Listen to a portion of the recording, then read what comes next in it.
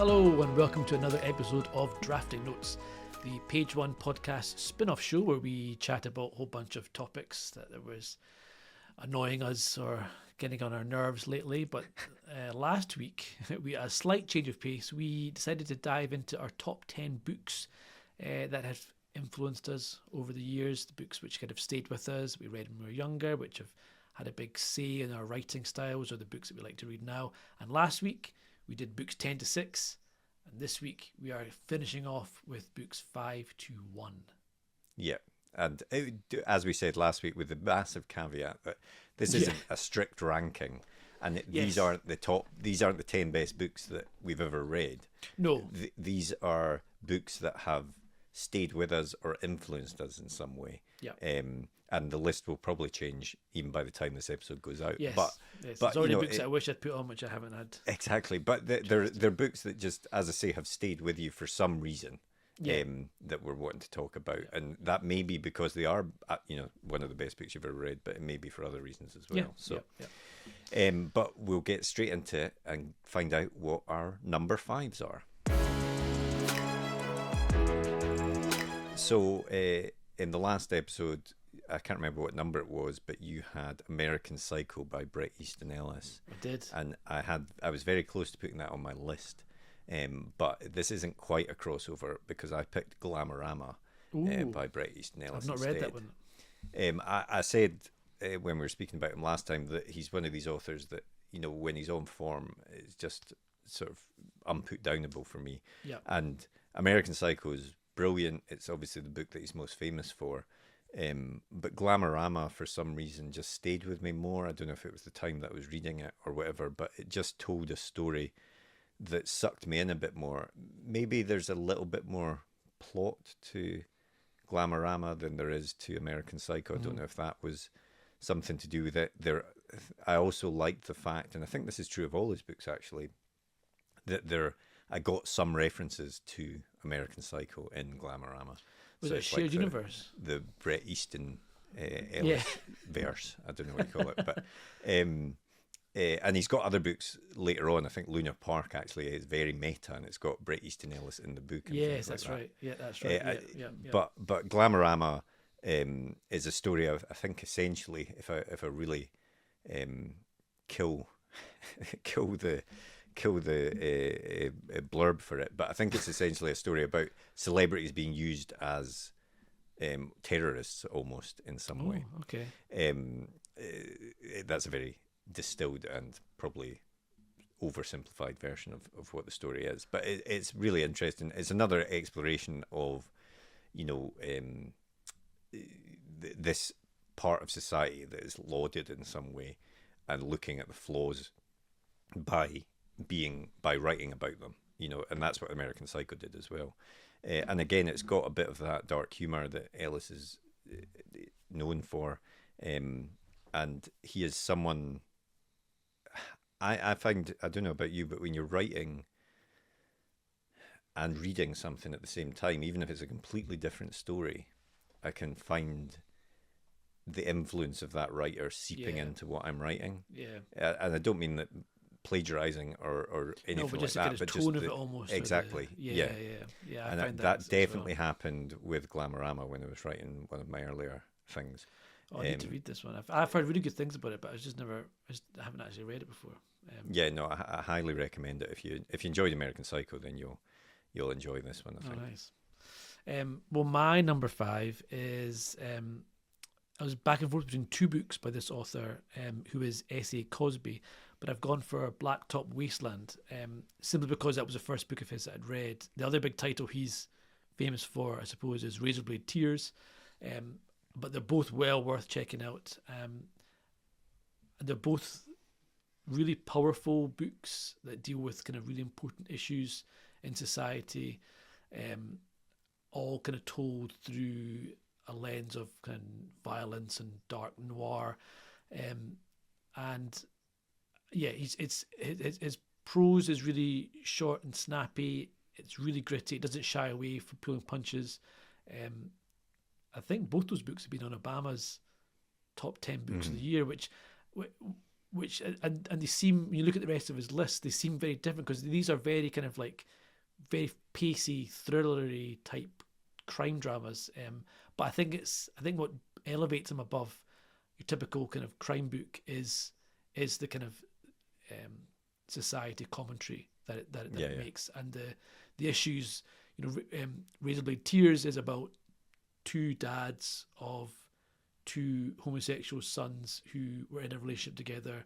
Both the dads never really understood it or approved of it, but they were together.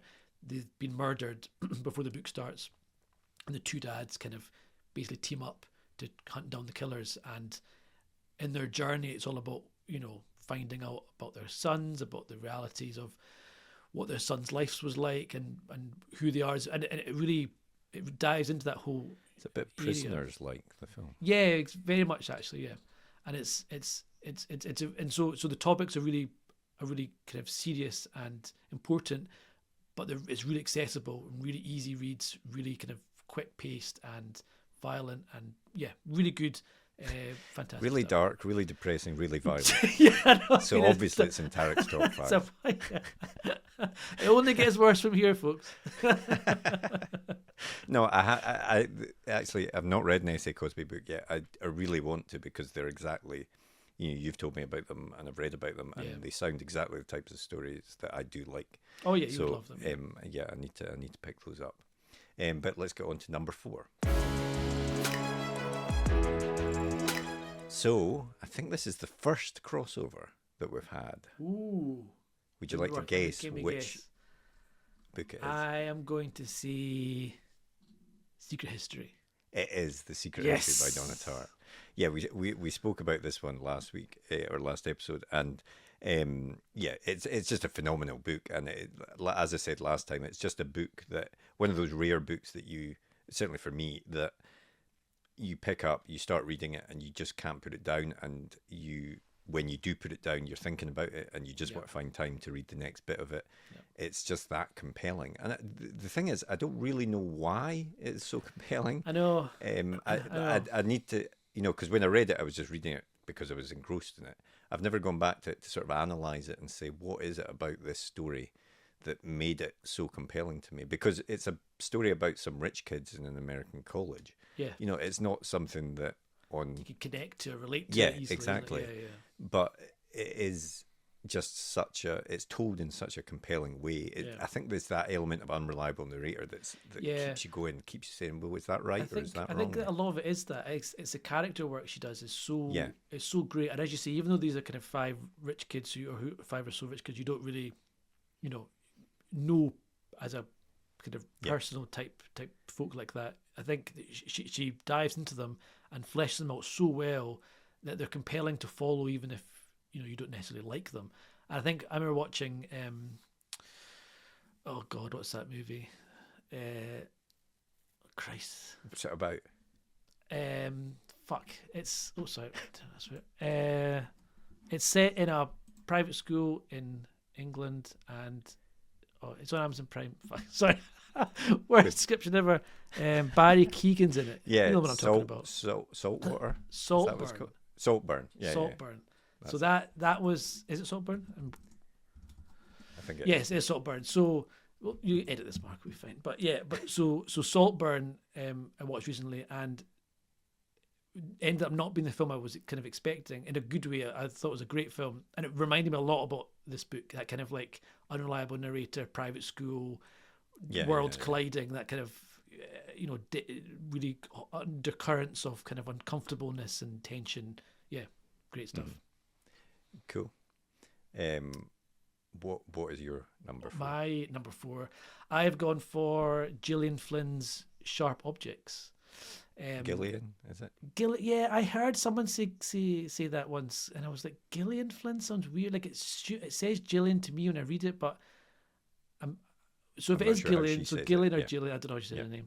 Ms. Flynn wrote, so obviously Gone Girl is her one that everyone talks about and is the most famous one, and it's also a phenomenal book. But for me, I think Sharp Objects is the best book of the 3 that she's written. It has that really good detective investigation story. Kind of journalist goes back to her hometown to investigate a series of murders, and then the character work that is done with this journalist is just really, really fantastic. Her whole kind of background gets drawn up and bleeds into the plot, and it influences what happens in the story, and all this kind of past trauma comes back. And I think it's a great example of having a book that can have both a really gripping plot with these kind of investigation and murders happening and serial killer, whatever, and at the same time you've got a wonderful character whose motivations and reasons for investigating are all tied up into who she is, and it marries that plot and character so well together. And yeah, it's just, I kind of read it in about 2 days or something when it came out, and it's phenomenal. And Gone Girl is great, and Gone Girl does some really great stuff with like the structure of a book and the way the twists work is really well done. But I think Sharp Objects, even though it's a more kind of straightforwardly told story, is better. It's a really great story, and it's a really great characters, perfectly pitched. I love me a story with an investigative journalist. Yeah, it's right up your street, to be honest. It's like, and it's that he's even got those scenes of the editor being like, you gotta stay and finish this story. But that's what I love. Ever since All the President's Men, that's my favourite type of protagonist in a film, definitely. Cool. Right, let's get on to our top 3. It's getting serious now. I started this list by cheating. I'm going to finish it the same way. I'm going to finish it the same way. No, I'm going to pick a single book here, but it is a book that is part of a bigger story. Okay. Would you like to guess what it is? Lies of Loch Lamora. No. Shadow of the Wind. No. Give me a genre. No, I'm just going to tell you what it is. It is Wizard and Glass. 50 Shades of Grey. Oh, okay. Right.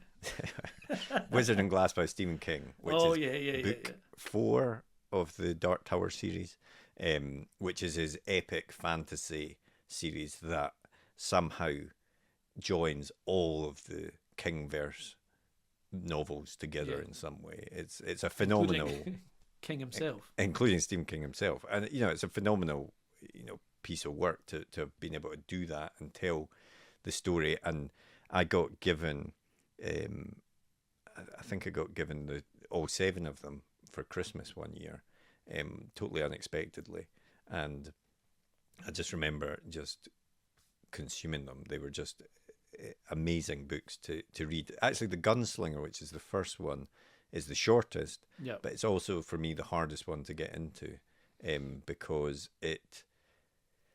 the rest of them have, even though they're fantasy books, they have a more real world feel to them. Whereas The Gunslinger is completely sort of Midwest, but in a sort of fantasy world type thing. I found a bit harder to. I suppose it was just being introduced to that world and stuff that I found a bit harder to get into. But once you do, it's an amazing thing. Obviously, the film with Idris Elba is terrible. Do not watch it. It is not anything like Mike Flanagan's doing a TV show, I think, version of it. He is, which hopefully will be phenomenal, because I got good faith in that. But Wizard and Glass, actually, and some people love this book and some people hate it because it doesn't really have much to do with the overarching story told in the other books, because it's essentially Roland, the main character, sitting down and telling his group of his posse that he's got with him a story about when he was younger and what happened to him. And I'm just looking at it now, I think it's possibly the longest book in the whole series, and it's just like essentially it's like a western story, magic, with some magic in it. And it's I read it the first time, and it was just one of these things. It was like The Secret History, and I had to keep going back to it. I had to find out what was happening. The world that he's created, the characters he's created in that book are phenomenal, and unlike some of the other books in this list where I'm like, I would like to write a book like that or something, I don't feel I could ever write something like The Dark Tower, because it's just too I don't have the talent or the brain space to do it. But I really, really love being in that universe. I think he's hinted that he's going back into that universe, which is great. Really? I hope he Ooh. Actually, he wrote one He did, which yeah. was The Wind Through the Keyhole, which goes That's after right. Wizard Yeah, and Glass, yeah. which again is a sort of Roland telling his gang a little story. Um, and I was worried that it might not live up to the rest, but it was good. It Okay. did fit. It's not to me, it's not standard Wizard and Glass, but it was still good. So I'm hoping that it would be good to get more stories here. But um, you could almost read the Wizard and Glass book without the rest of Yeah. them, because it is just this story being told. But yeah, I loved it. It's my favorite of the 7 The or 8 you know now. the Dark Tower books are brilliant. I love them. Although funnily enough, I'm actually one of the people that book 4 is actually my least favorite There you of go. the series. Like for that reason, because I just wanted to get on with the main story, and it felt like I was like wheel spinning a little bit. And it's a phenomenal book, and it's very very very good. It was just that as I was kind of like blasting through them, I was like, no, stop telling your Yeah, story, Roland. Get on with the tower. But no, but the books, and I agree with you. The first book is very different, and you can tell it's him kind of not knowing maybe where it's going, and it's yeah, kind of more of a westerny. And for me, I also preferred it when like book 2 comes in and you get the real world stuff and then he kind of crosses yeah, over into this Roland's world, and Eddie is it Eddie, or the guy comes over from yeah. New York and stuff, and you kind of see how all the tapestry starts to fit together, and yeah, it's a phenomenal piece of work, the whole series of books, and even though it goes mental at the end, it does hold together still, Yeah, even though it goes crazy meta and stuff, and pulls in stuff from other people's books, and yeah. there's like a That's Harry right. Yeah, Potter stuff, yeah, and it shouldn't work, but it does somehow. It's very very very good. yeah, yeah. No, it's Yeah. a phenomenal series. My book number 3, I've gone for a factual book. I've Oh, gone for an okay, autobiography, okay. autobiographical Wait. story. I, I think I know. This breaks your horribly depressing run of It books does because actually. Yeah, you're right. Yeah, I yeah. think I know We're coming up what for one air this before is. diving deeper again. But Yeah, yeah, I know this one. I'm good. I believe if it's the one that I'm thinking of, I think this is the one that is responsible for you becoming a published author in a way. it's exactly Yeah. right. This is, of course, Total Recall by the one and only Arnold Schwarzenegger. So, so I got given this autobiography. Must be back in like whenever it came out, 2013 or some 2013 or so, and I've been working on writing a book for ages and was kind of on and off and wasn't really getting anywhere with it, and I wasn't spending time on it. I wasn't sitting down and just writing. I was kind of like doing it here and there a few times a week or something, um and then I read Total Recall, and it gave me a genuinely complete re-evaluation of Arne as a person, because this is a guy who was like, born in Austria, really poor, Mm. didn't speak any English, etc. And he was like, I want to go and I want to become a bodybuilding champion, and everyone laughed at him. And then he went and he did it, and he would get up at like 3 o'clock in the morning, work out for 2 hours, work at the farm all day, then work out for 2 hours in the evening, go to bed. And he did that every day for like a year, 2 years, whatever. And he got himself bigger and bigger and bigger, and he won the championship. And then he said, "I want to become Mr. Universe," and folk laughed at him, and he did that. And then he said, now I've done that. I want to go to America. I want to become a movie star. Folk were like, "Shut up! You can barely speak. What are you talking about?" And he's like, "No, I'm going to do it." And he went over there and he did it. And he became this massive, massive movie star against all odds. And then after that, he was like, "I'm done with movies. I'm going to go to politics now." Folk were like, "Arnie, you're a movie star."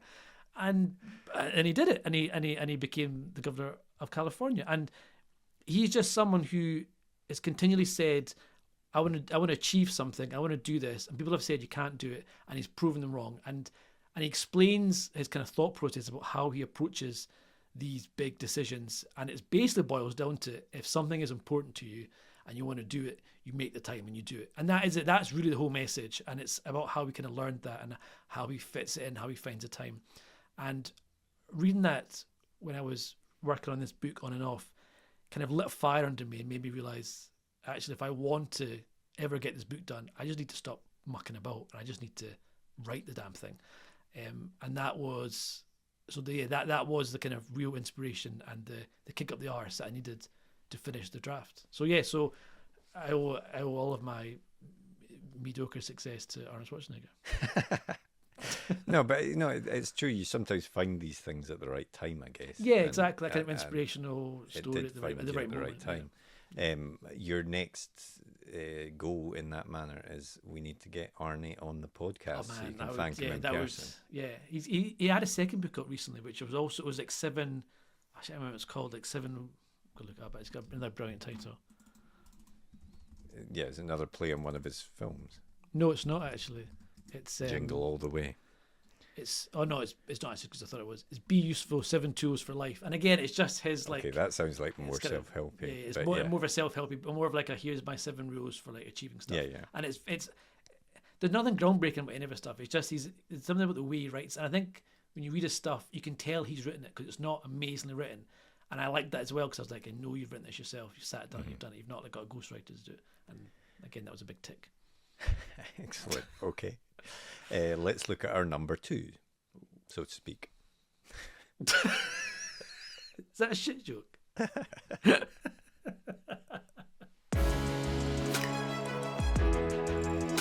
Okay, my number 2 in this list is a book you've already mentioned in guessing other books. Is it? Don't. Shades of Grey. No, it's not that one. That didn't make the list, sadly. It is The Shadow of the Wind by Carlos Ruiz Zafón. Okay. And this book, it's lauded, so it's not a surprise that it would be on a list like this. But it's a book that just captured me at the right time again. I found it. I think it was on Richard and Judy book list or something like that. It might have been the first Richard and Judy book list. I can't remember, but anyway, I'm sure that's how I found it. And I picked it up and started reading it, and then I think that night I stopped reading it at about 1 a.m. because it had just engrossed me so much. And it's got that.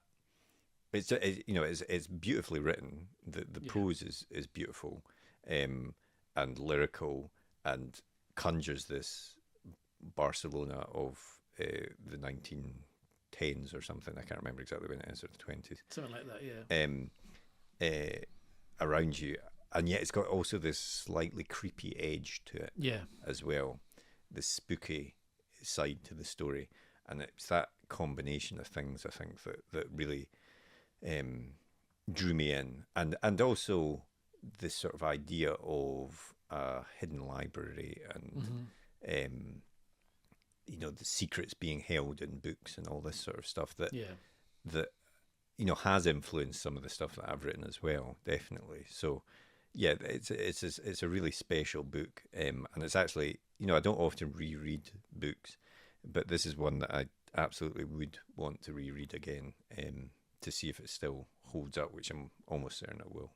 Yeah, it's a I've read that book a few years ago on your recommendation, and it's fantastic. As you say, it's a kind of lyrical, fantastical book in some ways, but it's got that kind of creepy, kind of dark edge to it that runs through. And I remember there's a scene in the book which still sticks in my head, and it's because of the way it's written, and it's just like the kid looking out his window at the man in the street with the burned face, and something about the way he writes that kind of moment, that interaction between the two characters, that I just was so creepy and so effective, and it's stuck. It's still in my head, that one bit. Most of the book I've kind of forgotten, but that scene is still in there. And it's a book about books. It's a wonderful kind of like homage to books, but it's great.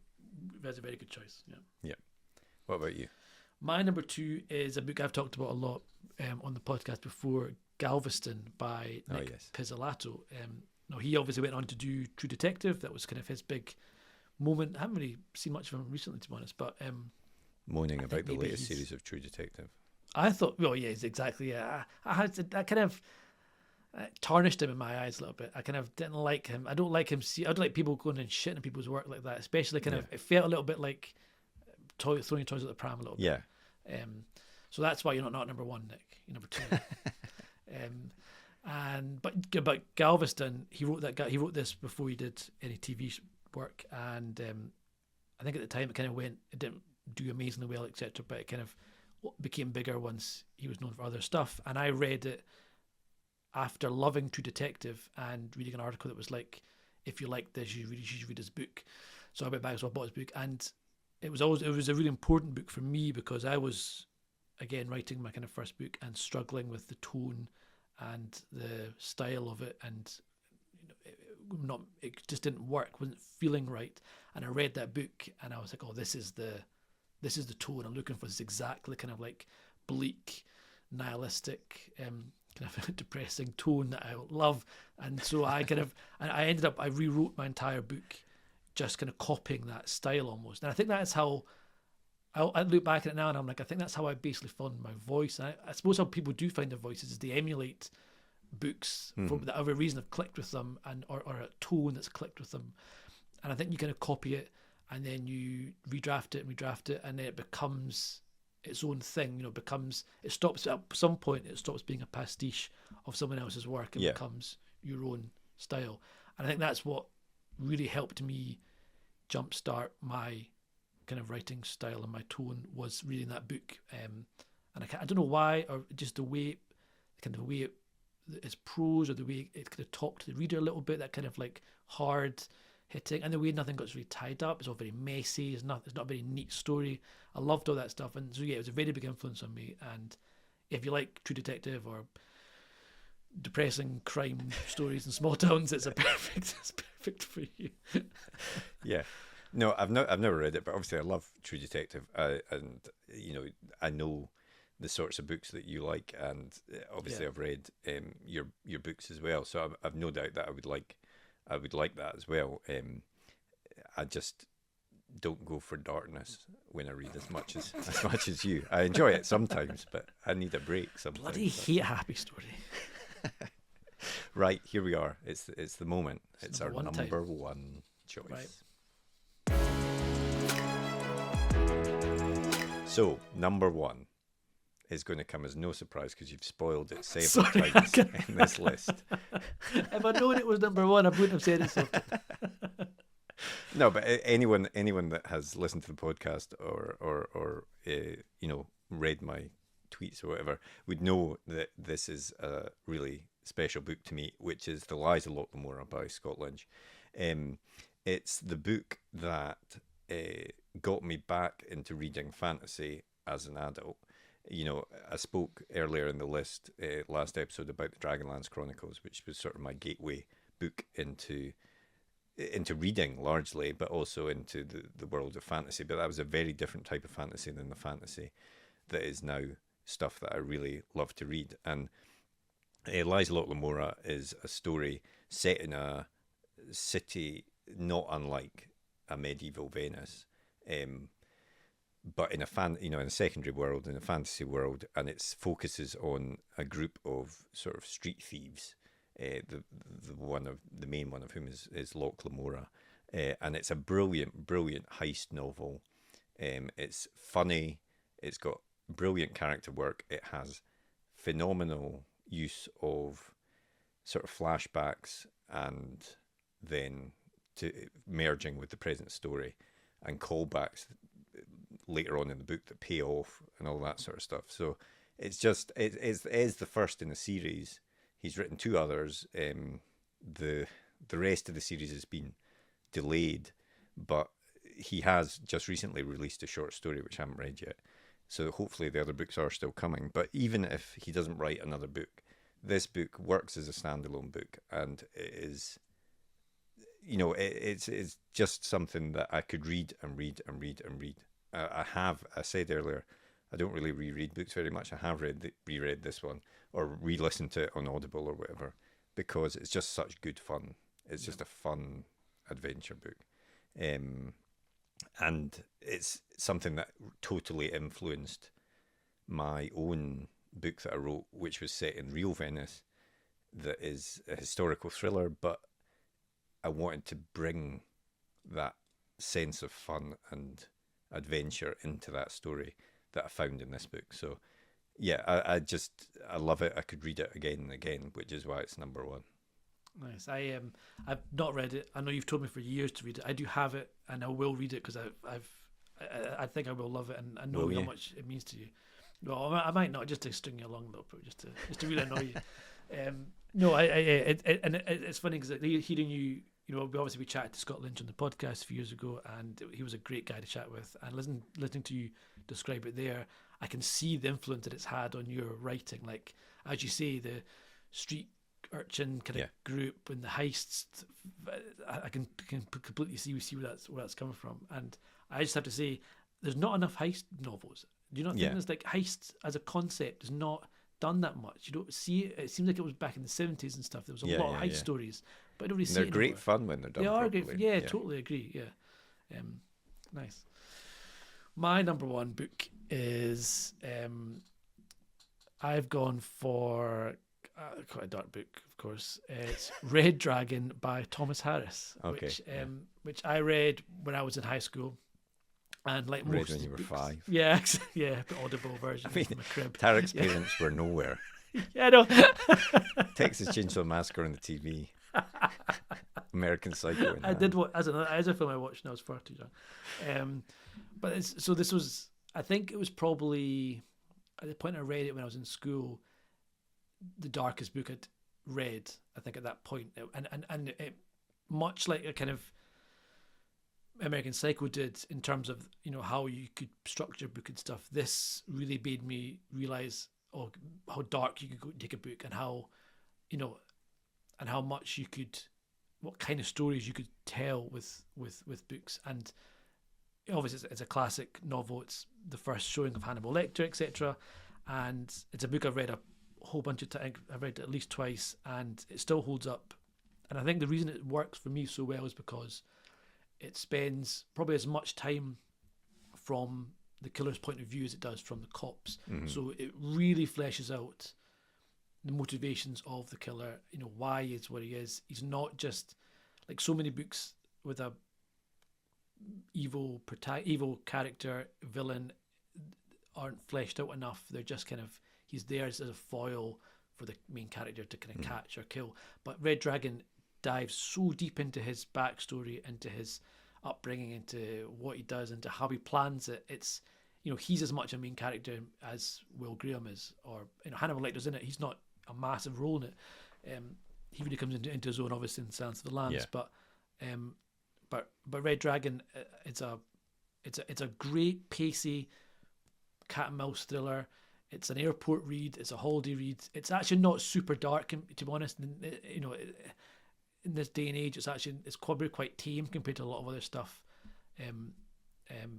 that's out there now. But it's a total shining example for me of the genre of how you tell a really good and evil story, and by showing both sides of it really, really well, and diving into the kind of nitty gritty investigation, hunting down the clues, etc. And keeping the I've not read Red Dragon, but have you not? It's brilliant. Keeping the tension between in the story itself, in the reader, when you're seeing both points of view, is a skill in itself. Totally agree. Otherwise, you could very easily kill that by seeing what the killer's doing and stuff like that. So, it's a real art. And actually, the other example of this, which I always talk about, which is other end of the spectrum completely, but I think does the exact same thing, is Avengers Infinity War, which spends half the time with Thanos and half the time with everyone else, and they spend so much time fleshing him out and giving him reasons to why he's doing it.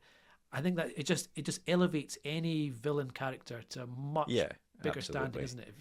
And they don't see themselves necessarily. Makes them a real person rather than just sort of I am evil, twirling moustache kind of guy. And the film version, the Red Dragon film version, is okay. I haven't seen Manhunter for years. I want to watch that again, the original Michael Mann version of the book. But yeah, Red Dragon was a massive influence on me when I read that, and I think it's kind of always stayed with me. Just that kind of cop dark story, good versus evil, perfect. Yep, excellent. So there you have it. Those are the top 10 in total over these 2 episodes. Books that have influenced us as of today. It may change again, obviously. But we wanted to give an insight and talk a bit about why they're important to us, how they've influenced our own writing. So we hope you enjoyed it. Feel free to let us know some of the books that have influenced you. You can even join our Patreon and get on the Discord and chat about it there as well. That would be awesome. And we hope to get some guests on to tell us about their most influential books as well in the future. But we hope you've enjoyed it, and we'll see you soon. See you later.